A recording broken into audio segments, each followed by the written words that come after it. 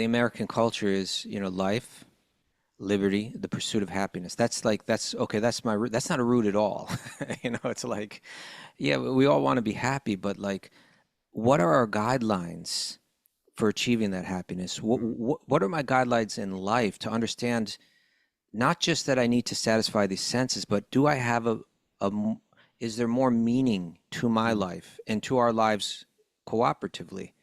And that's what the Bhagavatam is saying is like, yeah, we're all coming from the same root. Let's try to understand. Let's play with this idea, that we all come from the same root. And if we all connect to that same root, and what is that same root asking? It's providing the Dharma. It's providing the ideas that let's have an even mind. Let's respect life everywhere we see it. Let's understand that the real happiness, the pursuit comes from some internal work that we have to do. It will not ever be satisfied entirely externally. And once we think it's going to be provided externally, then the ugliness in the cities begin to show, the industrialized, the dirty places, the real dark corners, of our world. Those are reflections of the dark corners within ourselves. So the way that I read, I like that. oh, thank you, Raghunath. Thank you. So the way that I'm reading Bhagavatam, and we'll hear now, we're just going to hear about Ayodhya. How beautiful it was, what the relationships were like, what the architecture was like, what it was like to live there. The idea is that here's what it looks like externally when people have done that spiritual work internally, when people are connected spiritually internally. Om Namo Bhagavate Vasudevaya.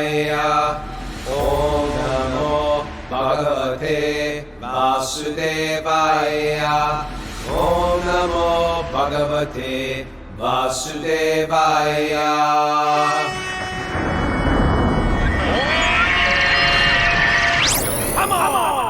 Live from Super Soul Farm, this is Wisdom of the Sages, a daily spiritual podcast with your host, Raghunath, and co-host and senior educator of the Bhakti Center in New York, Kaustubha. Today is Thursday, May 1st, 2025, and this is episode 1590. Welcome to the show. Welcome, everybody. It's another beautiful day, and me and Mara are slightly obsessed with this podcast, Kaustubha. There's a podcast out there.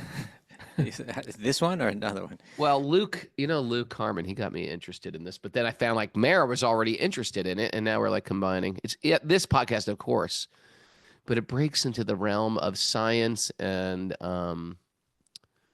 metaphysics, perhaps. What are you talking about? What's it called? The telepathy tapes. The telepathy tapes. Oh, Yeah, and it sounds conspiratorial. And It's not. It's not. It's like very super scientific. Okay. You want to share a little bit about it, Mara?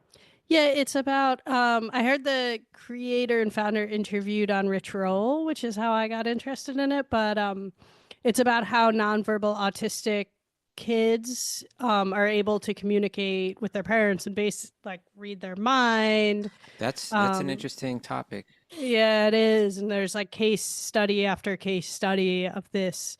Shows what's possible. Yeah, exactly. And nobody can really quite figure out why. And it goes into sort of how our science is based on matter and materialism. It's like a materialistic perspective. Yeah. And this just like scientists can't figure out how they tap into this, greater consciousness. I use that kind of thing to help explain how things we read in texts like Bhagavatam, how they could be possible. Like how is it possible that this knowledge was handed down by memory, Sure. rather than written down, and you see that I think I've mentioned this on the show before, but I once saw a clip of some person with some kind of autism, right? Some kind of unique autism, who they took him on a helicopter and they flew him over Manhattan. And then he drew this huge drawing of like practically every building in scale. It's this savant type of intelligence where people wrote it off for a while as, these people, your child is not even in your body. And they have a disconnect actually with their physical body.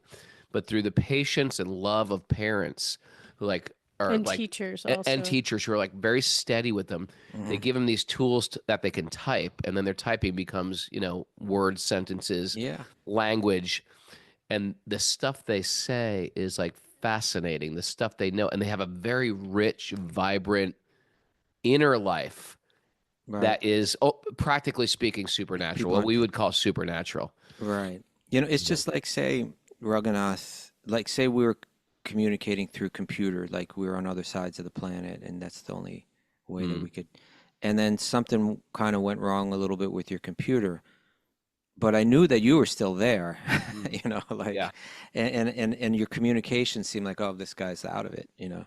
But no, no, no, we just need to find the way to communicate, with the limitations that are now in place. And I used but to this do is showing it's not that they may be limited in some ways, but their abilities are expanded in other areas.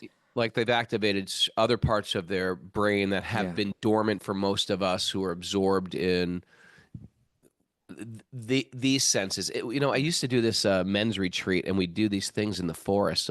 We'd blindfold ourselves. And what happens if you stay blindfolded for a certain amount of time, every other sense becomes a little bit more activated.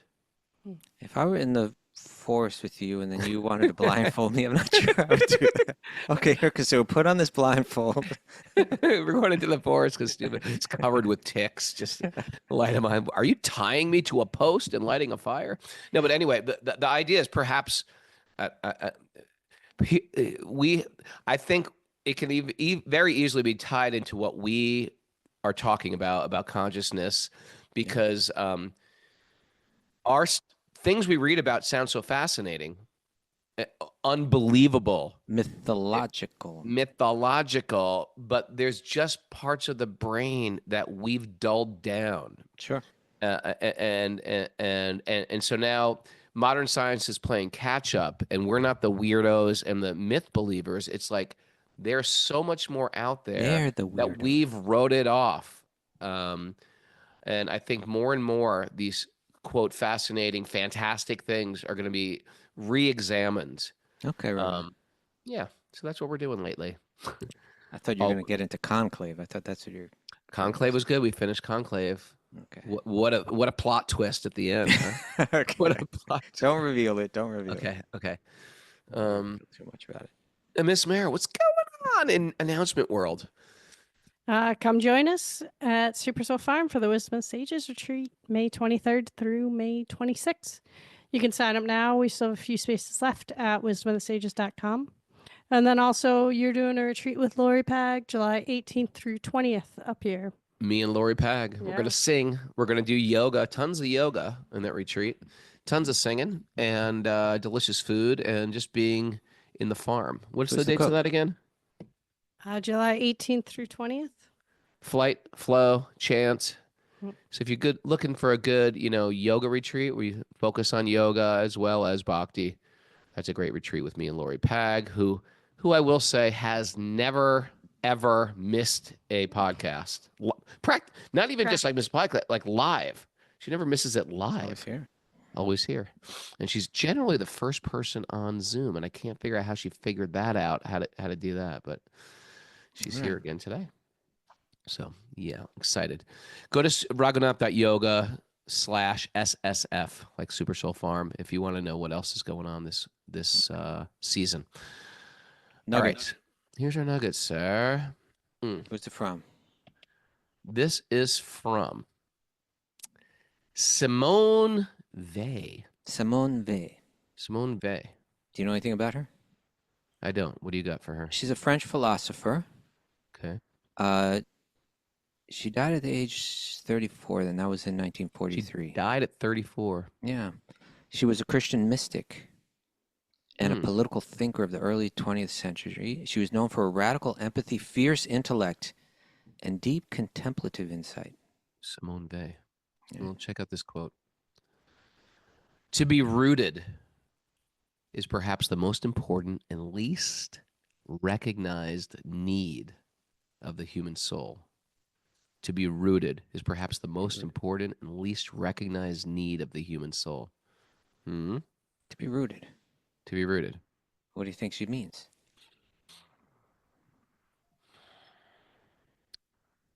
It's a strong quote. Okay. It's not just about individuals. It hits on all of culture. Like when we're not rooted deep in something sacred, we start drifting.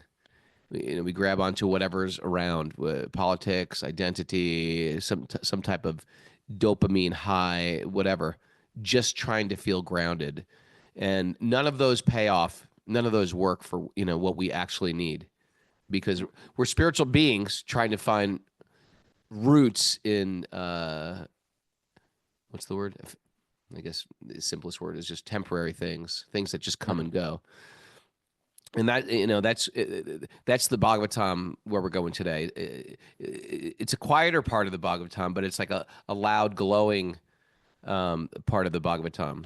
It shows what beautiful culture can actually look like, right? We're going to read about the city's clean, the city's fragrant, it's full of natural gifts, it's flowers, fruit trees, flowing water, there's color, there's order, there's life.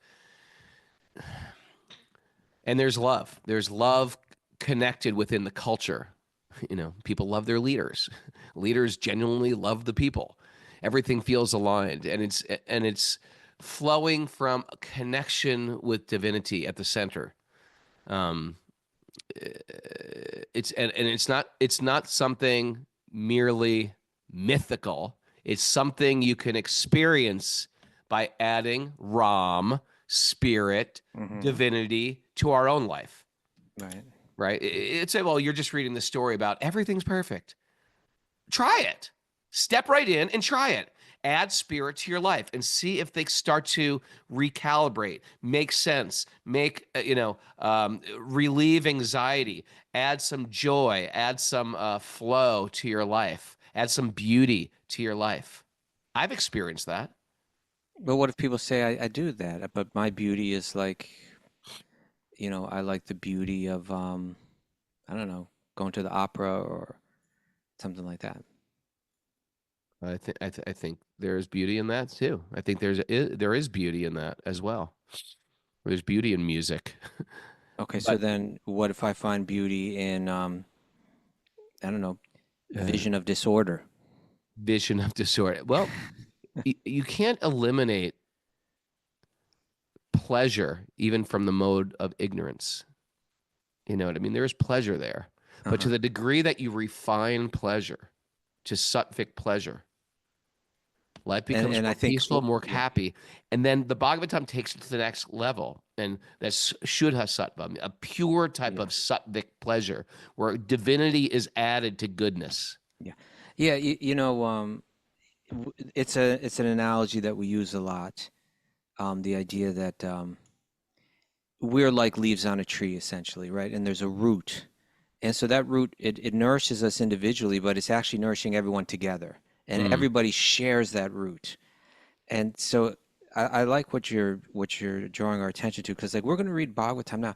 It's something that comes up in the Bhagavatam a lot, where it starts to give like a picture, like a photograph of the city, under the city that's under the care of a leader who's deeply spiritually conscious, right? Very dharmic and deeply spiritual. Here it's Lord Ram himself, right? Who's like, is the root, the very root. But the idea is just like every leaf is nourished and vibrant and alive when it's connected to the root. Its disconnection from the root is when things get ugly. And I think that that's what Simone was kind of getting at, is that either on the individual level, we can feel very disconnected and very, we can experience different types of anxiety or different types of mental disturbance if we're disconnected. It will go that way. It will go to, if we don't have a root, if we don't ultimately have that spiritual root, things get ugly. And it happens on an individual level, but it happens also like on the community level. And I think that's what the Bhagavatam is showing. Let's look at a city.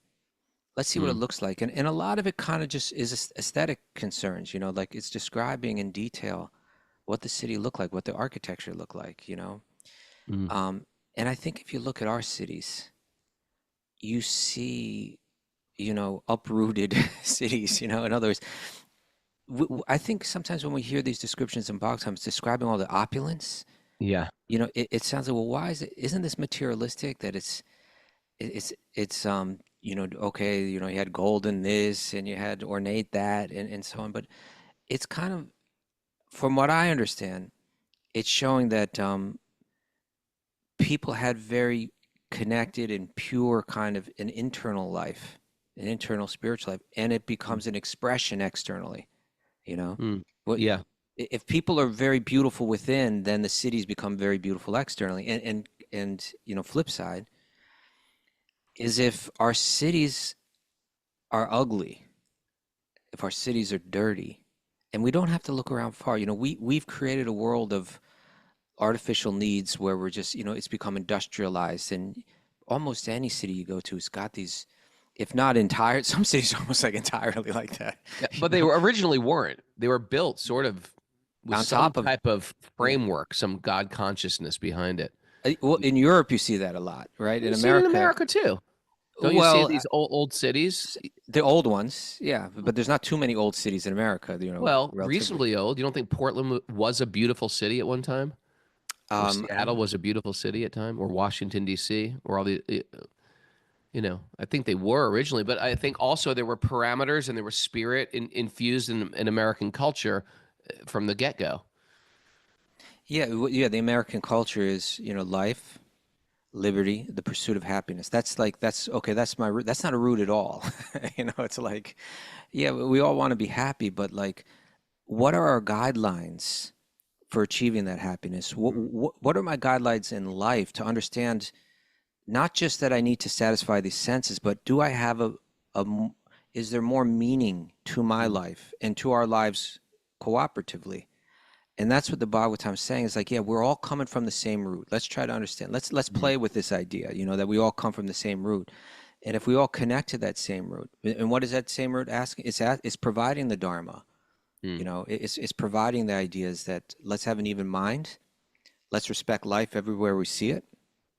Let's understand that the real happiness, the pursuit, comes from some internal work that we have to do. It will Sure. not ever be satisfied entirely externally. And once we think it's going to be provided externally, then the ugliness in the cities begin to show. The industrialized, the dirty places, Sure. the real dark corners, of our world. Those are reflections of the dark corners within ourselves. So I the like way that. that I I like read, that. I like that. oh, thank you, Raghunath. Thank you. So the way that I'm reading Bhagavatam, and we'll hear now, we're just going to hear about Ayodhya. How beautiful it was, what the relationships were like, what the architecture was like, what it was like to to live there. Where the idea is that here's what it looks like externally when people have done that spiritual work internally, when people are connected spiritually internally. Okay. All right. All right, I'm excited. Let's dive in. Ready? Narayanam namaskritya naram chaiva narottamam devim saraswatim vyasam tato jayam madhuriyat. Before we start the Śrīmad Bhāgavatam, which is our very means of conquest, one should offer respectful obeisances to the Supreme Lord, Narayan, unto Narayan Rishi, the supremmost human being, unto Mother Saraswati, the goddess of learning, and to Srila Vyasadeva, the author. Nasta prayeshu badreshu nityam bhagavat sevaya bhagavati utamashloke bhaktir bhavati naishtiki. By regular attendance in classes in the Bhagavatam and by rendering service to the pure devotees, all that is troublesome to the heart will become eradicated, and loving service to the Supreme Lord, who is praised with transcendental songs, will be established as an irrevocable fact. Om Jnana Timarandasya Jnananjana Salakaya Chakshurunmadatam Yena Tasmai Shri Gurave Namaha. I was born in the darkness of ignorance, and my teachers are opening my eyes with the torchlight of knowledge. I offer my obeisances at their lotus feet. Reading from the Śrīmad Bhāgavatam. That's what we're doing. Canto 9, Chapter 11, Text 24. So yeah. So this will be the end of the Ramayana part. Maybe we'll read all the verses to finish the chapter out. But this just it kind of like, this is what life looked like in Ayodhya once Ram was back. Once the root was back, right? Maharaj Parikshit inquired from Sukadeva Goswami, how did the Lord conduct himself and how did he behave in relationship with his brothers who were expansions of his own self? Hmm. How did his brothers and the inhabitants of Ayodhya treat him? Okay. So it's interesting, right? Maharaj Pariksit was a king himself. So he was a person that was, going to be absorbed in policy, but he's not asking about the policies of Ram. He's asking about the relationships, like it wasn't, we're going to hear about the opulence of Ayodhya, but he's inquiring into not the material opulence exactly, but like the relations, the opulence or the, in the relationships that were there. After accepting the throne of the government by the fervent request of his younger brother Bharat, Lord Ramachandra ordered his younger brothers to go out and to conquer the entire world. Conquer the world. That doesn't sound so spiritual. No, Now, surface go ahead and level. kill everybody. Wait a second. While he personally remained in the capital to give audience to all the citizens and residents of the palace and supervise the governmental affairs with his other assistants. And maybe we need to give some context to that. Well, I think that also the idea to reestablish order, and the order was that was the empire. The empire was under Lord Ram. So it probably threw everything off in the balance of power. And therefore you could have rogue kingdoms starting to get more and more power. So he had to come up, step it up, and establish order back in, the civilized world. I think the phrasing "conquer the entire world" sound, like when we hear that, it's definitely a trigger. But it's kind of like picture you're living in the Wild West, and there's crime, and there's all kinds of disruption. Then you want a leader, you want a good person to be strong and to get control.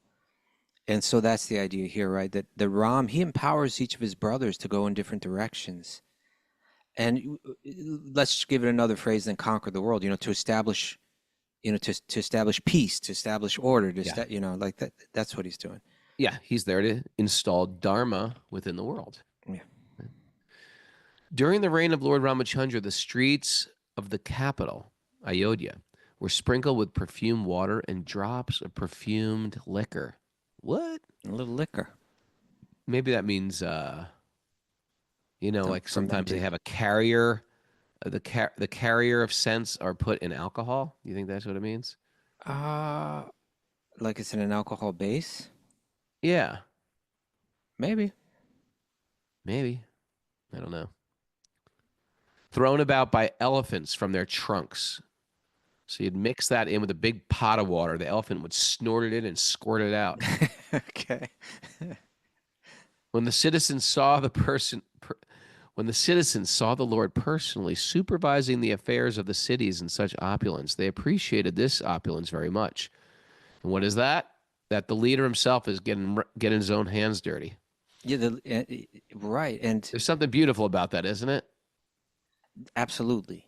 And so you can see here that like Ram wasn't involved in the conquest that was described in the previous verse, but he's staying back. He's getting very involved in Ayodhya. And this is a very aesthetic concern. It's imagine the opulence. I mean, seriously, like New York City is one of the most important cities in the world. Yep. Right? And you walk down it, and to a large degree, there's some nice areas, and there's some really filthy, disgusting areas. And, I'll tell you, this is my pet peeve. What's your pet peeve? Is that these cities were built around automobiles. I mean, they weren't originally conceived that way, but at a certain point in history, the idea is, we're just going to allow as many cars in here as we want to come. It's like, hold it. It's like we're living in the middle of a highway practically, Yeah. It's like the city was not designed that you constantly have cars like running all around you. But it was just, really a business concern. You ever watch those documentaries, those Ken Burn documentaries? No? No. Okay. Do you even know what they are here? Clue? No, I don't. No, Okay. I don't. Mr. Documentary Okay. Netflix dude. It's all I right. don't know what they are. I'm He busy just did reading really the Bhagavatam. he did really did very interesting documentaries on different things. You know, he did jazz and he did baseball, but he did New York City. Okay. And he describes, you know, like how it is once the automobile industry really kicked off. There was like I forget what his position was, but this guy Robert Moses, he was kind of like a high level person in the government of the city, and he was Yeah. kind of sort of in cahoots with like the auto industry, and he was more or less trying to design the city around automobile traffic. He just saw that as the future. Hmm. And so like one thing they did is they built this Cross Bronx Expressway, Yeah. right? Now the Cross Bronx Expressway destroyed the Bronx. Like the Bronx used to be like nice, like if you go to Park Slope, Yeah, it's Brooklyn, beautiful. that's what the It was Bronx beautiful. was, right? Yeah. Yeah, but then when you build a huge highway that goes right through the middle of it, Right. it just destroyed it destroyed the economy like it created this border that just destroyed the economy. And the Just the South economy, Bronx, just like the pleasure of life. well, that as well, but the South Bronx went from being a beautiful area Hmm. to become the most horrid, example of urban blight that anyone had ever seen practically. That's not just because of the expressway, but No, Raghunath, you haven't seen the documentary. no, I Okay. haven't. The I haven't. expressway I is haven't. what really, that's why Park Slope isn't like that. They tried to build a highway right through it.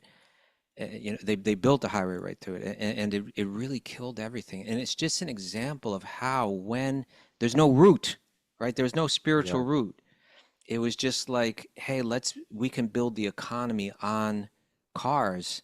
How actually, no one was stopping to think, hey, people need a nice aesthetic quality in life, right? They need to have an elephant walking down the street, spraying Well, around. that's happening in India right now. If you've been to India for the last 12 years, say, Yeah, you can start to see like these village, and because every year, sometimes I go to a lot of the similar cities, and the cities, as so many cars were coming, they were getting more and more congested. yeah. So they've just built second level highways through these villages. Hmm. And you'll see this if you drive to Delhi or drive from Rishikesh to Delhi or try to drive from Vrindavan to Delhi. It's just like massive 8-lane highways, like on a second Yeah, level yeah. because they were too congested going through the village. Yeah, I mean, but again, like the India cities like Delhi, which has like, some of the worst air quality in the world, like incredibly bad air quality, is just another example of that unrooted kind of material pursuit of happiness. Hey, we all need a car. Yeah. Yeah, and then the next thing you have is like everyone's getting cancer because you can't even breathe that air, Yeah. you know. So, you contrast that with what's being, shown here is that, let's keep things rooted, spiritually. And if you can do that, if we actually have this beauty within, if we have greed within, it's going to manifest in ugly ways externally. But if we have a deep inner spiritual beauty within, externally it will manifest in beautiful cities, in beautiful environments. Beautiful life, beautiful home, beautiful Yeah, family. yeah, yeah, right. That Robert Moses, then he tried to build another highway right through Greenwich Village. How did that work out? Everybody fought back. There was one, I'm forgetting her name. There's a woman from the West Village that kind of like led the charge, but she just united everybody, like like business owners, the mafia, local homeowners, like she got everyone together. See the good in the mafia. You know See what the I good in mean? the yeah, Yeah. right. It's like, they're trying too. They care about a Okay. beautiful environment. Well, in any case, it worked, and that's kind of like what saved downtown Manhattan. But it, Interesting, huh? yeah, yeah, when we see that ugliness in our environment, we should understand it's it's directly connected to an internal ugliness. Otherwise, it wouldn't be there. And Mm, sometimes you see these people that have a beautiful internal life, and you see how it's expressed in their home, yeah. and even in their clothes, maybe in their home and in the environment that they create, or people like you take a Radha Swami, you look at the eco village. That's an external manifestation of his internal life. Or you take someone like Indradyumna Swami and his festivals. That's an external manifestation of his internal life. So we can see that connection. So when Bhagavatam is describing these cities, it's not a materialistic consideration. it's an expression of the inner spiritual beauty that's manifesting externally. And then, but it's also like it goes both ways, right? Because then when you enter that atmosphere, it beautifies you internally, There you go. right? And conversely, when we enter these dark areas, in our cities, in our worlds, it reinforces that darkness within. So it's our darkness internally that created it, and then when we live in that environment, it makes us darker within even more, I think And it Mara becomes Mara is naturally like this.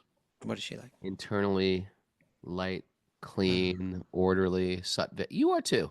You are too. Oh, thank I'm you. sort of like Pigpen of the Peanuts. Of the Peanuts. No. Your inner life, like look at the altar over there. Like that's a manifestation of your inner life. Your mustache. My mustache is very orderly today. Thank you. Okay. Continuing on. Imagine a big elephant spreading that beautiful, fragrant water all over the place. Well, in that fragrant That would be water coming down the street. The sun's rising. The elephant's coming down, spraying his sprays me place right down. in the face. It's wets nice all to my see, clothes. even in the city now. It's nice, like you still see this in New York, especially like in more affluent neighborhoods where there's like doormen, God, right? But there's yeah. always someone out spraying down the sidewalk in the morning, and it's Yeah, everything's fresh you and still see clean. that in Indian villages too. They Yeah, throw water on the yeah, they spread it road. around, sprinkle it around. During the reign of Lord Ramachandra, the streets in the capital of Ayodhya were sprinkled with perfumed waters and dry. Okay, we read that. I wonder if the elephants got drunk on that stuff. I don't know how alcohol. I don't know what the proof was. I don't think they're Okay. drinking like Or vodka flavored, how much they peppermint actually schnapps or something. ingested. The palaces, the palace gates, the assembly houses, the platforms for meeting places, the temples, and all such places were decorated with golden water pots and bedecked with various types of flags. There's like, let's make things very beautiful and connected to the root. Boy, sometimes you can feel this in temples now too, right? It's like, especially like the South Indian temple. I told you about that time I entered into the Guru Vayor temple in Kerala. Yeah. Which I really wasn't meant to be allowed in because I'm a Westerner, Yeah. but I managed to walk through. And I Yeah. walked through at a really quiet time. That place was so beautiful and so sattvic and so connected to the root, obviously, right? It's like it's geometrically designed, according to this Vastu Shastras. Hey, let's design our cities, let's design our homes in a way that have a beauty and an alignment that's all lined up with God, like in the center as the root. I wonder if there's some Western Vastu when they built these massive, beautiful cathedrals like in Milan and Cologne. Well, I think there was a similar idea. They had generally they're designed like a cross, right? And of course the central focal point is the altar. Well, yeah, where I mean like direction and the Yagya Paru, what is it called? The Vastu Parush. Vastu Vastu Purusha. Parush is like, I don't know if they had a Vastu Purusha, but I think Jesus was kind of the Vastu Purusha because he's kind of like on the cross, right? yeah. Is there a directional place to be? Do they line them up in particular directions or? Yeah, for those that don't know, like within this Vastu, which is like this feng shui. sacred, kind of like the sacred, what, architecture or sacred, yeah, Architecture and design. yeah, design that they would kind of lay out a building on a certain template, and in the center of that template was like the Vastu Purusha, the Vastu person. And to his north there should be this, and to the south there should be that. I don't know so much about it. And sometimes if you look at it long ways, it's like a deity laying down. You ever see that? Yeah, yeah. Well, that's yeah. I know exactly what you're talking. In other words, when you take all the buildings on the temple compound, right? It's like And you the look at sanctum the whole compound, sanctorium is like the head or the heart of the. something like that. Something Yeah, like and then that. it goes down to the gate is the feet where you walk We should in. get a Vastu guy and interview him. Well, could do that is Gadadhar, from Germany. Good, that'd be good. Yeah, he did a whole lot with Vastu. But here's the thing, like whether it's a cathedral, someone posted the Vastu Purusha there on our Achyuta. But here's an example, right? Like a cathedral, let's say a Christian cathedral, some of them are extremely beautiful, and you walk into them and you immediately feel different, right? You know, what to speak of if there's like some nice music playing, or and there is a design made by someone who had a spiritual focus. Hmm. And but what is the in a Hindu temple, it's funny because I once my Guru Maharaj was going to Cambridge University, right, in England. Hmm. And when he was staying there, he had his cook come from Vrindavan, and he cooked for him. Right. You remember Gopal Raj? Yep. So Gopal Raj Mhm. was, someone that had never left India before, in one way, simple, incredible cook. Yep. And For those who have read my book, Gopal Raj Gopal was Raj one is of the it. ones who cooked the kachoris that I ate on the train. Oh, there you go. Fun fact. Okay. So Gopal Raj accompanied my Guru Maharaj to some beautiful, cathedral in Cambridge. Hmm. And then afterwards, my Guru said, "Well, what did you think, of the cathedral?" And he said, "Well, it was very beautiful, but where was the deity?"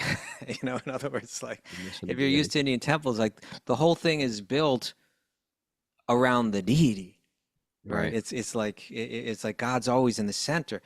And in a Christian church, you don't have that. But still, the focal point is meant to be meditation on Jesus, let's say, right, or on God.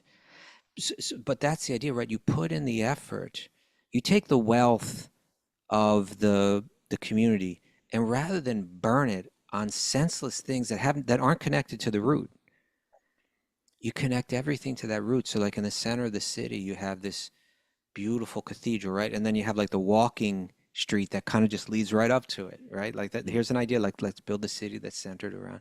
And then you walk down that walking street and you enter into the cathedral and you feel uplifted and you feel your awareness move in a particular direction towards the root. Hmm. And then if you get everybody's attention moving towards the root, then now we're creating harmony, And so here's the idea, right? That we've really become degraded in so many ways, with our kind of like, we want our life, our liberty, and our pursuit of happiness. And when we think liberty, it means don't tie me down to any root. Right. But once you get disconnected from the root, you start to dry up. You start to turn pale and dry up, and that's where the conflict and the darkness in our lives are arising out of. Very good. All right. Wherever Lord Ramachandra visited, auspicious welcome gates were constructed with banana trees and betel nut trees. We should look up what a betel nut tree is. Full of, for our botany practice, full of flowers and fruits. The gates were decorated with various flags made of colorful cloth and with tapestries, mirrors, and garlands. You know, You'll see this a lot in South India. You'll see it in places like Especially in South Bali or these Hindu cultures where they still have all these festivals and the cities are still more like villages. yeah, and they have the gates are real important. As a matter of fact, when people see photographs of South Indian temples, it's the gates that stand out because most people think, oh, that's the temple. That's actually just the gate. These pyramid kind of incredibly Right. beautiful, colorful, and ornately carved gates. It's stunning. Like I say, the most stunning architectural feat I've ever seen is the Meenakshi temple in Madurai. Meenakshi. Yeah, Yep. the temple to Haven't been there. Meenakshi The is goddess. the goddess Durga or Parvati, and that's where it's just out. There's another temple just outside there where it said Lord Vishnu married Shiva and Parvati, but that's a temple to Parvati, and the Gopurams there, especially like the main one, it's like something like 330 feet tall, and it has this tremendous slope to it, Mm. and it would be interesting to find out how many carved figures are in that Gopuram, that gate that's going up so many different levels. It's like all the gods, the goddesses, the whole celestial world, the spiritual world. It's just dazzling. It's like you could just look at that gate for hours. You Right. know, You have you the could lower write planets. books. It has the lower planet. You see this on a Yeah. lot of Indian temples too. They have this in New Jaipur. You have the lower regions, and then you Mhm. have the next regions, the Yeah. snake regions, the The earthly Nagas. regions. Then it just gets higher. The Gandharvas, the bird people. It goes higher and higher. Yeah. By the way, Achyuta posted a betel nut tree. I've seen these. They're a type of It's like palm. dates or something like that. They're like a type of palm, and palms are date trees as well, but they're not dates. They are the fruit of palm trees, which dates are also a different type of palm. Yeah. Very Now, interesting. I'm going to, I think Road Rage shared a picture of a smaller Gopuram. Yeah. I want to see if I can get you like that massive one. Anyway, I'll have to do it later. Okay, but yeah, you know, you walk through that gate, you feel good. You walk through that gate, you feel like society is structured and stable and beautiful and Everything is good here. Everything's yeah, right. Everything's organized. Life is yeah. good. And I should, in a nice way, conform to that. In other words, I should be uplifted to that platform myself, so that we're all operating on that platform together. You know. I'm sick of living in this world where we're always trying to like just destroy everything. This is like I know. 17-year-old self, like trying to take down the world, take down everything, destroy. It's so dark. It's dark. I'm It's getting sick. I'm dark. too old to live in a dark world. I want light in my life. Okay. Whenever Lord Ramachandra visited, the people approached him with paraphernalia of worship and begged the Lord's blessings. "O Lord," they said, "as you rescued the earth from the bottom of the sea in your incarnation as a boar, may you now maintain it. Hmm. Thus, we beg your blessings." So they're recognizing the root. They're even recognizing that they're referencing his past incarnation, which shows like they have this kind of I don't know if you call it like a spiritual memory, but like a, you know, connection to the past. Sure. That's it wasn't just like a civic loyalty that they had to him, but they recognize you are the root, the eternal root. You know, you always have been, you always will be. You rescued the earth as in your boar incarnation. We recognize you in this manifestation, Sure. and we bring our paraphernalia rather than hoard it to ourselves. We bring it and we make it an offering to you. And in this way, we become centered and connected to that root. Text 31 through 34. Thereafter, Lord Ramachandra entered the palace of his forefathers. Within the palace were various treasures and valuable I think wardrobes. you skipped text 30. Skip 30, sorry. Thereafter, not having seen the Lord for a long time, the citizens, both men and women, being very eager to see him, left their homes and got up on the roofs of the palaces, being incompletely satiated with seeing the face of the lotus-eyed Lord Ramachandra. They showered flowers upon him. Beautiful. We do that with celebrities. We have this like, oh my God, look who's here! Like, and people wait Yeah. outside the roped red Cameras are carpet. flashing. We're dying. Cameras are flashing. We're excited to see them. But what can they actually give us? And more than that is the celebrities, like, what is their character? Because that's actually whomever you worship, it's almost like you Take on their energy in a way.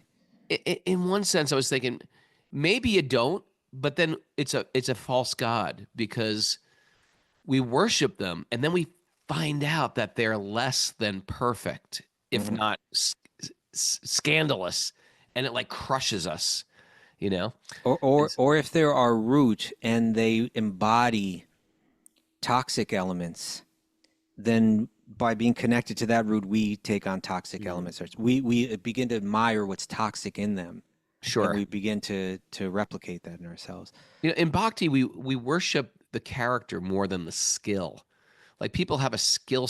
That's why as you get into a Bhakti culture, these kirtan people are incredibly talented. These architects are very talented. These chefs are very talented. And we worship them, but it's also their character is high. And there's a problem when there's a disconnect between the talent and the character. Because we end up just worshiping the talent. And then we find we out the tie the basketball character into it. celebrity or the Yeah. or the musician or the comedian, and they've done some very lowbrow, if not criminal thing, and it's like our whole world dissolves, our whole house of cards falls down. So we have the idea of looking up to people, and there's nothing wrong with appreciating looking up to people, but it's that really that character is what's the most attractive than anything. And you know, this text, it's all about like what we call darshan, right? Everybody wants to see him and be seen by him, and they're feeling enlivened and purified by it. You know, Right. it's you know, and we see this even in our temples. Like, look, for example, Mm. I remember when we were in Mayapur recently, right? And we were there on the day of Vasant Panchami, which is like the first day of spring. Yeah.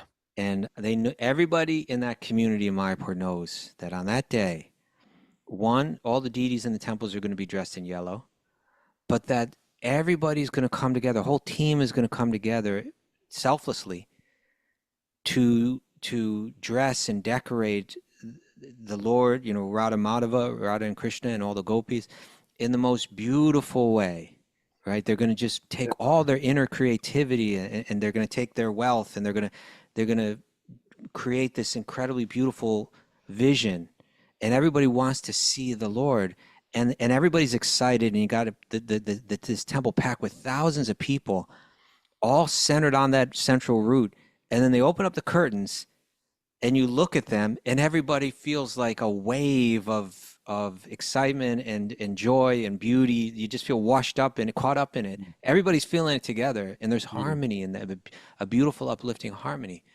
That's life, you know. It's as simple as that, really, you know. Find your center, everybody work around, everyone have that connection. Find that root. Okay. All right, continuing on, this is 31 through 34. Thereafter, Lord Ramachandra entered the palace of his forefathers, and within the palace were various treasures and valuable wardrobes. Hmm. The sitting places of the two sides of the entrance door were made of coral. The yards were surrounded by pillars of Vaidurya money. That's a type of jewel. The floor was made of highly polished Marakata money, another type of jewel. And the foundation was made of marble. Okay. The entire palace was decorated with flags and garlands and bedecked with valuable stones, shining with celestial effulgence. The palace was fully decorated with pearls and surrounded by lamps and incense. The men and women within the palace all resembled demigods and were decorated with various ornaments, which seemed beautiful because of being placed on their bodies. All right. So, yeah, you know, you okay, Raghunath? You're looking all over the Yeah, place. and there's a weird noise outside. Oh, okay. But you know, we're getting like this picture where the divine is the center, and all the beauty and the opulence. It's not like an indulgence; it's like an expression. You know, it's an expression of inner beauty. All these things are being used in the right way, rather than being hoarded by a few greedy people. They're being used to glorify the center of our existence, and everybody is being uplifted by them. You know, everybody has, you know, the jewels that are used and all the different other opulent elements. Everybody's benefiting from it, and everybody, it's not like these were being wasted on the idol or something like that, right? Okay. But it was the atmosphere that was being created was centering and uplifting for everyone. Well, how do you deal with the people who say, well, okay, I see this in Lord Ramachandra, but yeah, this is just, the king gets everything and everybody else is poor? But well, no, they weren't. That's the whole point. It was that this was a reciprocal relationship. The king was like a father. The king actually cared. The king was making sure that nobody's dirt poor, that nobody's suffering. You know. Sure. The king had responsibility. The king themselves have dharma, Yeah. and the king, if not Lord Ram, in other situations, the king also had spirit was the center of the kingdom. God was the center of the kingdom. All right. Okay, 2 more verses for this Lord chapter. Ramachandra, the supreme personality of Godhead, chief of the best of the learned scholars, resided in that palace with his pleasure potency, Mother Sita, and enjoyed complete peace. Without transgressing dharma, Lord Ramachandra, whose lotus feet are worshipped by devotees in meditation, enjoyed with all the paraphernalia of transcendental pleasure for as long as needed. So sometimes within Eastern spiritual circles, the idea of the external enjoyment is kind of seen as wrong or something like that. Here we have it kind of like this is what it looks like when the center is holding, right? Love, home, community, divinity, they're all aligned. And when life is rooted like that, then all pleasure becomes sacred, because it's all connected to that root. It all becomes pure. There's no element of selfishness in it, and therefore there's no element of suffering in it. All right, you want to wrap it up, Roga? Yeah. All right. Well, if you don't want to, you don't have to. Mara, we got a takeaway. Yeah, you ready for takeaways? Yeah. Okay. We're spiritual beings trying to find roots in something temporary. Yes. I'm going to try to imbibe all this stuff. Today I'm just going to listen deeply here. Add spirit to your life. Boom, that's a t-shirt. A simple one. There you go. Yep. Every leaf is vibrant when it's connected to the root. There you go. Yeah. Life, liberty, and the pursuit of happiness isn't grounding at all. Yeah. Yeah, in most cases. Connect spiritually, internally for external beauty. There you It's go. easy to look at the scene from the Bhagavatam, this idyllic scene, and say, okay, this is another myth. There's another beautiful myth from a rich culture. It's ancient. It's not my world. But the truth is, it's not just about the past. It's what's possible in this life when we have a divinity-centered existence. Okay. Thank you, Raghunath. Thank you. Oh, pretty good.